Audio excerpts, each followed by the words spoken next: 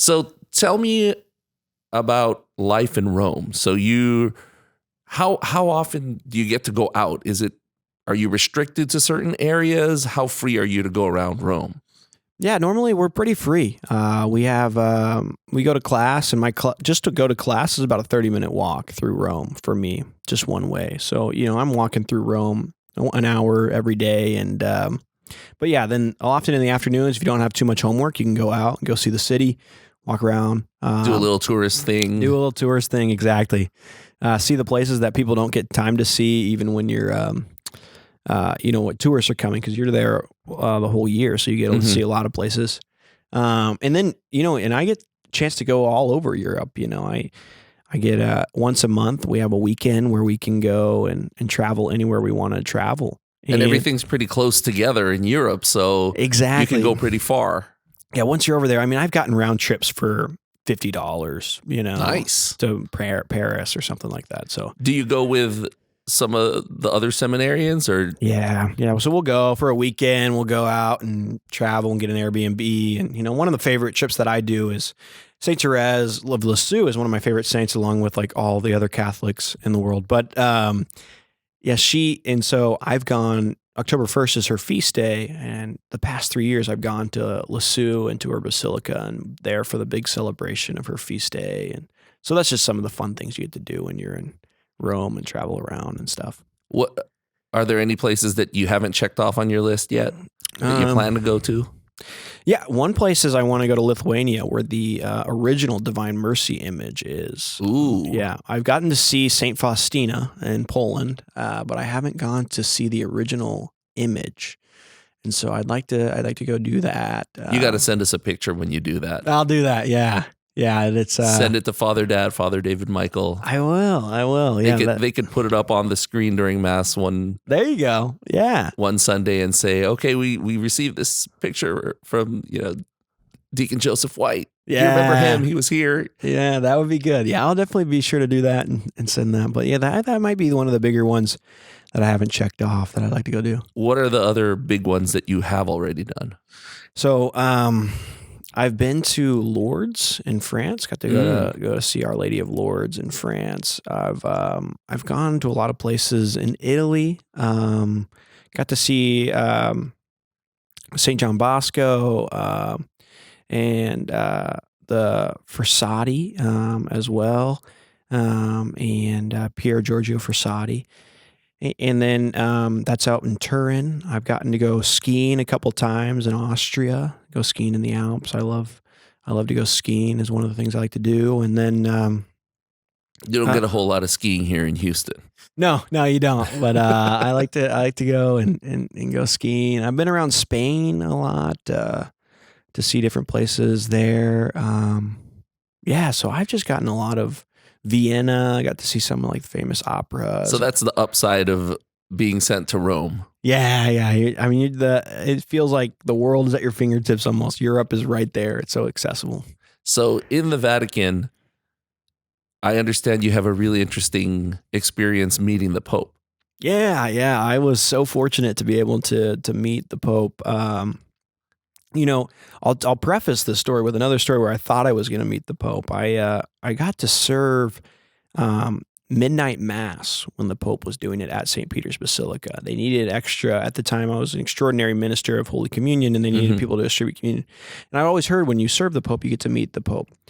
So I was excited, but I didn't end up getting to meet the Pope because when I went to distribute communion, I went outside for the people watching it on the TV and distributed it. And it was the funny experience that I had is when I was distributing and saying the body of Christ, all of a sudden I felt this huge slap right on my arm. And I was like, what happened? And I looked, and a bird had pooped right on my arm, all over my cassock and surplice, and it was nasty.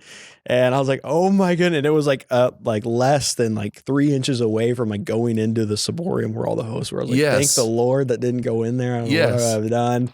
But that was funny. But that was I thought I was going to meet the Lord. Instead, I got pooped on. I thought I was going to meet the Pope. Instead, I got pooped on. And then. But then a few months later. So is that something that they teach you? There's no lesson to, okay, this is what happens when this happens.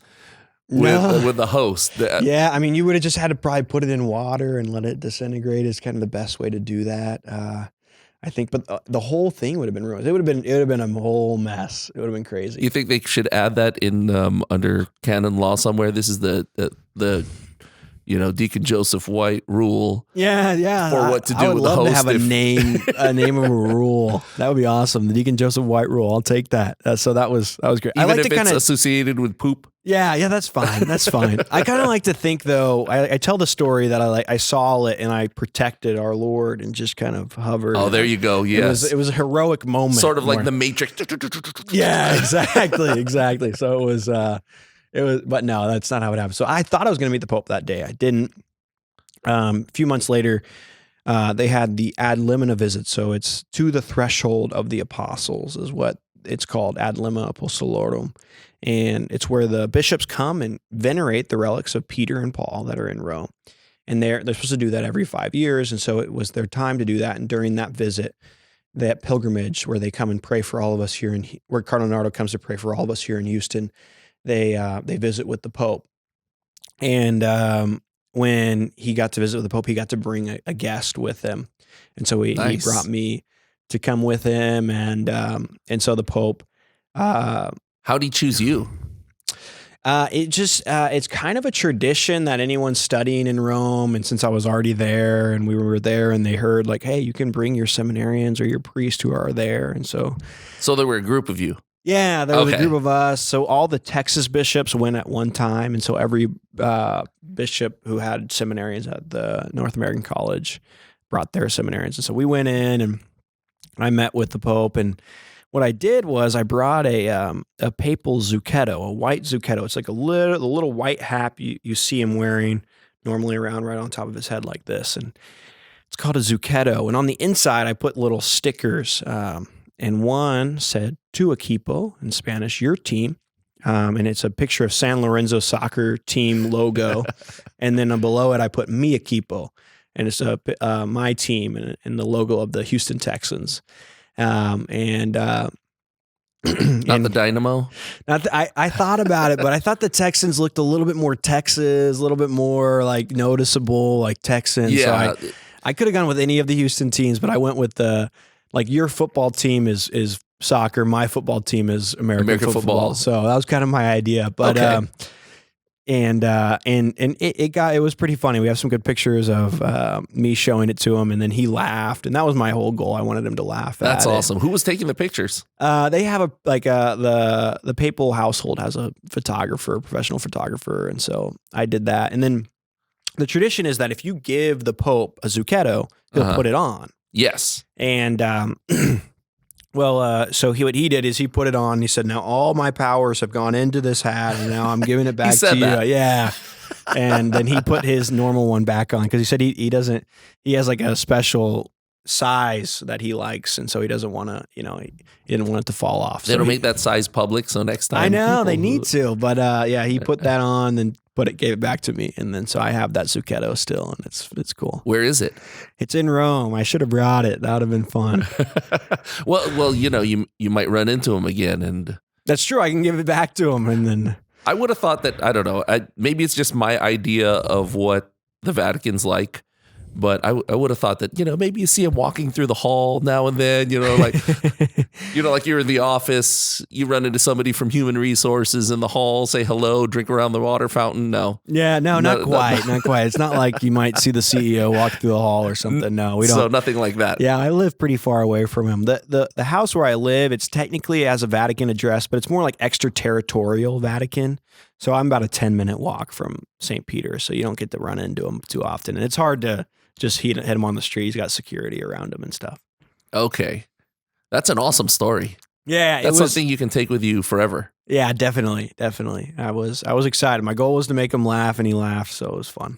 Do you keep that picture with you at all times? I do, yeah. So in case you do run into him, hey, remember me? I'm the one with the... Yeah, exactly. Right here. So I do. It's that was a really cool experience. Once in a lifetime for sure.